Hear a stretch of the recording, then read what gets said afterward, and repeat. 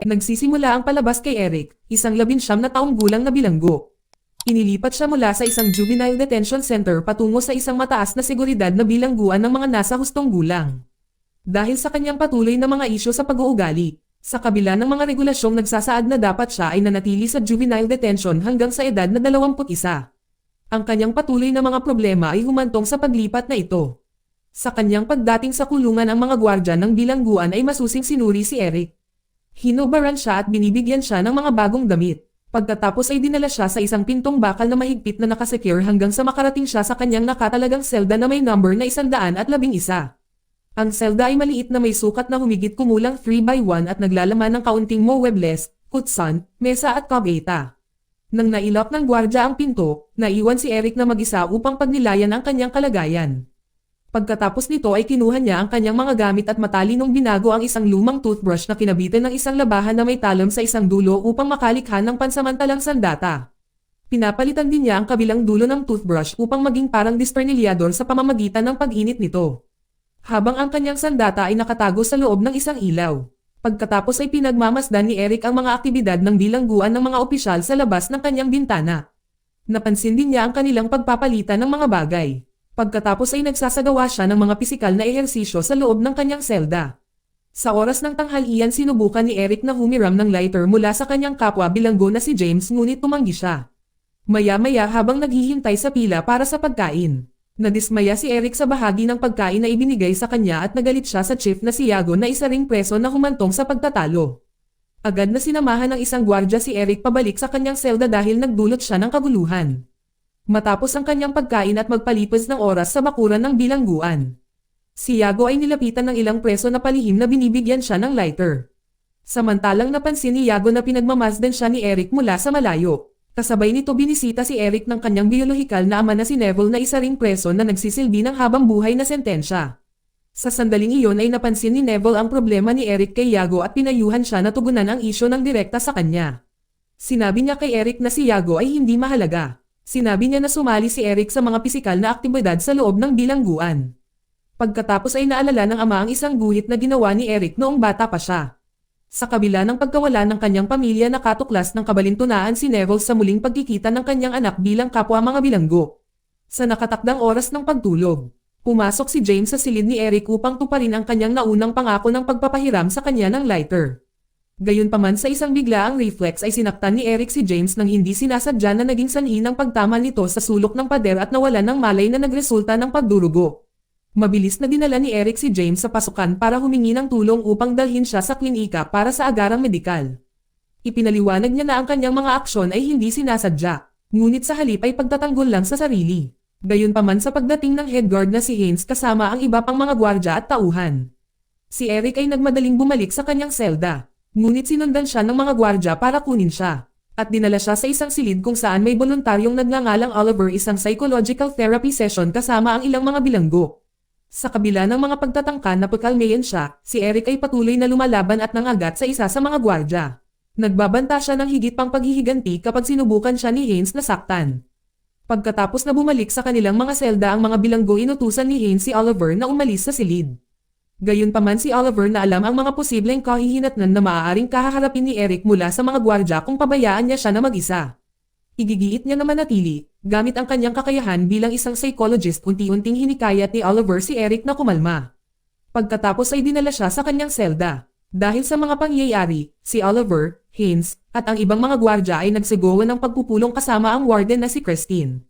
Sa lalong madaling panahon pagkatapos natawagan si Eric at inalok ng pakikilahok sa mga sesyon ng therapy kasama si Oliver. Sa pagkakataong ito ay pinahintulutan si Eric na bumalik sa kanyang karaniwang selda. Gayunpaman binalaan si Eric sa anumang karagdagang maling pag-uugali niya ay magreresulta sa paglipat ni Eric sa solitary confinement palayo sa iba pang mga bilanggo.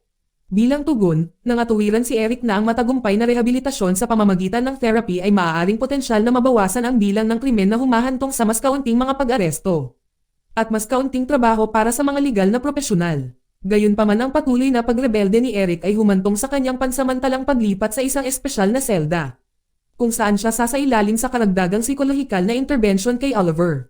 Kinabukasan ay si Neville ay lihim na nilapitan ni Daniel, isang kilalang preso na nakikipagtulungan sa head guard. Si Daniel pagkatapos ay inutusan si Neville na bisitahin ang kanyang anak sa espesyal na selda at maghatid ng isang malinaw na mensahe. Na ang kapaligiran ng bilangguan ay hindi nakakatulong sa kalagayan ng pag-uugali ni Eric. Nang makita ni Eric si Neville sa itinalagang selda, binalaan siya ni Neville tungkol sa mga potensyal na malubhang kahihinatnan niya dahil sa kanyang pag-uugali. Nagbabala din siya na ang mga awtoridad sa bilangguan ay maaaring gumamit ng extreme measures. Nang may luha sa kanyang mga mata ipinagtapat ni Eric ang kanyang matinding pananabik sa kanyang pamilya. Na nagbabalik tanaw sa mga mapayapang sandali ng kanyang pagkabata noong magkasama pa ang kanyang mga magulang. Kinabukasan ay bumalik si Eric sa kanyang orihinal na selda na may mga palatandaan pa rin ng nakaraang alitan na makikita sa mga mantsa ng dugo mula sa insidente na kinasasangkutan ni James. Maya-maya ay palihim na pumasok si Eric sa selda ni Iago at kumuha ng 2 lighter. Ang isa ay ibinigay niya kay James sa pagtatangkang mabawasan ang kanyang kasalanan. Habang nililinis ni Eric ang selda, si Iago ay tila nababalisa sa kalat. Ngunit isang ngiti lamang ang itinugon ni Eric. Habang naghahanda si Neville na dalhin si Eric sa therapy, nakita si Iago na nag-uutol sa isa pang preso na saktan si Eric. Nang napagtanto niya ang pagkakasangkot ni Eric sa mga pagkagambala sa kanyang selda. Sa session ng therapy kasama si Oliver na kasama ni Eric ang mga kapwa bilanggo. Sa pagpasok sa silid nagsindi ng sigarilyo si Eric na hindi pinansin ang mga pagtatangka ni Oliver. Ilang sandali kinuha ni Neville ang mga sigarilyo ni Eric at ang lighter na hinihimok siyang sundin ng mga tagubilin ni Oliver. Hinimok din ni Neville si Oliver na gumawa ng mas mahigpit na pakikitungo kay Eric upang madisiplina ito. Gayunpaman si Eric ay nanatiling nabalisa na pinalala ng pagbabantay ng mga gwardya sa labas ng silid. Pagkatapos nito ay binyantaan niya sila ng isang pin, ngunit nagawa ni Oliver na pakalmayan siya. Si Eric ay dinala pabalik sa kanyang selda kasama sina Hassan at Tyrone na itinalaga upang subaybayan siya. Hindi nagtagal matapos makaranas si Eric ng isang pag-atake na inayos ng 3 individual na sumusunod sa mga tagubilin ni Iago. Nagresulta ito sa kanyang ulo na puwersahang ipinasok sa isang palikuran. Nang makita ni Hassan ang pangyayari ay siyang namagitan at agad na hinarap ang mga tao ni Iago at binigyan si Eric ng sabon upang linisin ang kanyang sarili. Si Hassan na alinsunod sa mga direktiba ng rehabilitasyon ni Oliver na nag-alok ng suporta sa mga individual tulad ni Eric na naglalayong tumulong sa kanilang pagunlad. Ngunit nilinaw nila na si Oliver ay isang voluntaryong nag-alay ng kanyang sarili ng walang bayad mula sa mga awtoridad ng bilangguan. Samantala napansin ni Neville si Eric na bumubuo ng mga bagong koneksyon na nagudyok sa kanya na bisitahin ang selda ng kanyang anak at mag-alok ng kanyang suporta. Kahit na nakaramdam siya ng pagkabalisa tungkol sa kanyang lumiliit na papel sa buhay ni Eric. Habang si Haynes ay nakitang nakikipagpalitan ng sobre sa pinuno ng kulungan na si Danny ng palihim. Kinabukasan ay bumalik si Eric sa sesyon ng therapy ni Oliver, kung saan binanggit ni Ryan ang insidente noong nakaraang araw na kinasasangkutan ng pakikipag-away ni Eric sa isang gwardya. Si Eric ay nakatagpo ng hindi kaiganhawahan sa presensya ni Des na humahantong sa tumaas na tensyon sa pagitan ng grupo. Habang si Des ay saglit na nakipagsagupaan kay Hassan, si Tyrone ay mahusay na namagitan upang maiwasan ang away. Si Eric ay nanatiling tahimik na kinikilala ang hindi inaasahang suporta na natanggap niya sa kabila ng kanyang mga nakaraang pagkakamali. Samantala, kumilos si Oliver bilang isang tagapamagitan na nagsusumikap na mapanatili ang kapayapaan sa gitna ng tumitinding tensyon. Pagkatapos ay humingi si Eric ng pribadong pag-uusap sa kanyang ama na si Neville. Kung saan nakatagpo niya si Ashley, sa lalong madaling panahon ay dumating si Neville sa kanila na nagudyok kay Eric na tugunan ang hindi nalutas na mga tensyon sa pagitan nila. Si Eric pagkatapos ay nagpahayag ng pagkadismaya kay Neville sa mahigpit na diskarte nito sa panahon ng kanyang pagkakulong. Binanggit din niya ang kawalan ng empatiya para sa kanyang nararamdaman. Bilang tugon ay nagpahayag ng pagkabigo si Neville na nag-iwan kay Eric na nalilito sa reaksyon ng kanyang ama at naging dahilan upang manatiling tahimik sa kanyang silid. Pagkatapos ay nakikibahagi siya sa pisikal na ehersisyo at pagsasanay sa boxing kasama si Tyrone. Habang nasa shower si Eric inatake siya ng isa sa mga kaalyado ni Iago na tila may layuning saktan siya. Pagkatapos ay napagtanto ni Eric na si Iago ang nagsagawa ng pag-atake. Pagkatapos ng shower ay kinuha ni Eric ang isang talim ng labahan na nakatago sa ilaw. Pagkatapos ay hinarap niya si Iago sa kanyang selda upang malaman ang pagkakakilanlan sa likod ng pag-atake. Sa kalaunan ay hinamin ni Iago na siya ay sinuportahan ng pinuno ng kulungan na si Daniel. Pagkatapos ay hinarap ni Eric si Daniel sa kanyang silid.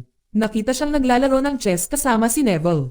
Sa kabila ng kanyang pagnanais na gumanti nakialam si Neville upang pigilan si Eric sa kanyang padalos-dalos na mga aksyon. Sa parehong oras tinawag ni Daniel si Iago sa kanyang selda. Pinilit siyang humiling ng paglipat sa ibang pasilidad para sa pagsira sa reputasyon ni Daniel sa pamamagitan ng pag-atake kay Eric na isang malapit na kasama ni Daniel. Pagkatapos ng kanilang pagtatagpo ay inimbitahan ni Daniel si Eric para sa isang casual na pag-uusap. Nagmumungkahi siya na dapat direktang iulat ni Eric sa kanya ang anumang problema. Sa halip na subukang lutasin ang mga ito ng mag-isa. Samantalang si Neville ay nagkaroon ng pribadong pakikipag-usap kay Oliver na naghahatid ng isang mahigpit na pagsaway. Si Neville ay nagpahayag ng matinding pagnanais para sa positibong pagbabago ni Eric. Ngunit nagpakita ng kaunting interes sa pag-unawa sa mga ugat na sanhi ng hindi mahuhulaan na pag-uugali ng kanyang anak. Si Neville pagkatapos ay nagpatuloy sa pagdidikta ng diskarte na dapat gawin ni Oliver sa therapy na gumagamit ng pananakot at pangungutya. Sa susunod na sesyon ng therapy, si Eric ay nagpapakita ng mabuting asal.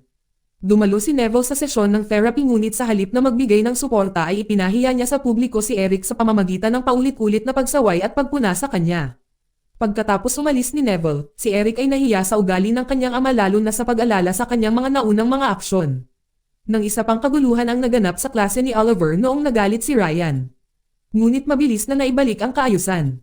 Gayunpaman nasaksihan ni Haynes at Christine ang mga pangyayaring ito, inutusan nila si Oliver na tapusin ang kanyang klase, na nagbabala na ang anumang karagdagang pagkagambala ay magreresulta sa paglipat ni Eric sa isang espesyal na pasilidad ng detention. Sa kabila ng mga pagsisikap ni Oliver na kumbensihin si Christine, kung hindi man ay itinatampok ang positibong pag-uugali ni Eric sa kanyang klase. Si Christine ay nanatiling matatag sa kanyang desisyon na ilipat si Eric sa espesyal na selda. Sa isang pribadong sandali sa banyo nagpahayag ng panghihinayang si Haynes kay Oliver. Na nagmumungkahi na ang mga individual na tulad ni Eric ay walang kwenta. Dahil sa narinig si Oliver ay panandaliang hinarap si Haynes na ibinalik ang kanyang prison badge bilang simbolikong pagbibitiw. Malinaw na nadama ni Oliver na hindi pinahahalagahan ng mga otoridad ng bilangguan na nagudyok sa kanya na huminto sa kanyang posisyon. Dahil naniniwala siya na ang kanyang mga pagsisikap na i-rehabilitate ang mga bilanggo ay feudal sa mata ng mga otoridad ng bilangguan. Sa oras ng tanghalian, si Eric ay napuno ng emosyon at hinarap ang kanyang ama. Dahil sa hindi makatarungang pakikialam sa klase, naramdaman niyang suportado siya ng kanyang mga kaklase hanggang sa biglang pumasok si Neville at pinagalitan siya sa publiko at pinahiya siya sa harap ng iba. Ang hindi pagkakasundo nila ay naging pisikal sa silid ni Eric. Ngunit pinili ni Neville na huwag lumaban sa pagkilala sa sarili niyang kasalanan. Sa kabila ng pagtatangka ni Eric na sundan si Neville sa itaas na hagdanan ay hinarang siya ni Daniel na nagpapayo na kontrolin ang kanyang emosyon at iwasan ang higit pang gulo. Sa kalaunan ay inilipat sina Neville at Eric sa isang espesyal na selda dahil sa kanilang pag-aaway. Nababahala si Neville na baka ito ay maglagay kay Eric sa panganib, mula sa mga gwardya o mula sa mga tauhan ni Daniel at maaaring ipakita bilang isang aksidente. Si Neville ay desperado na tiyakin ang kaligtasan ni Eric ay naghikayat sa isang night shift guard na i-unlock ang kanilang selda. Nilayon niyang harapin si Daniel at makiusap para sa kaligtasan ni Eric. Dahil alam niya ang impluwensya ni Daniel kay Haynes ang head guard. Subalit hindi nagtagal ay natuklasan ni Neville na si Daniel ay may kutsilyo at nagplanong tapusin si Eric sa pamamagitan ng pananakit kay Neville. Kasabay nito si Eric ay hindi inaasahang inatake ng dalawang gwardya. Hindi may pagtanggol ni Eric ang kanyang sarili at ang insidente ay isinagawa ng palihim. Ang mga CCTV camera at mga ilaw ng selda ay pinatay. Si Eric ay isinailalim sa isang simulation na pagbitay na naglalayong magmungkahi na siya ay nakagawa ng isang mabigat na pagkakasala. Ang sitwasyon ni Eric ay lumitaw na mahirap hanggang sa namagitan si Neville na lumaban sa mga gwardya at pilitin si Haynes na palayain si Eric. Pagkatapos na makialam si Neville na nagresulta sa pagkamatay ni Daniel at pinigilan ang pinsala sa kanyang anak. Si Neville ay nakatakdang ilipat mula sa bilangguan. Bago umalis, si Eric ay nagkaroon ng pangwakas na pag-uusap sa kanyang ama. Sa isang makabagbag damdaming sandali na tinawag ni Eric si Neville bilang ama sa unang pagkakataon at ipinahayag din ni Neville ang pagmamalaki sa kanyang anak na si Eric. Dito nagtatapos ang kwento. Salamat sa panonood kaibigan.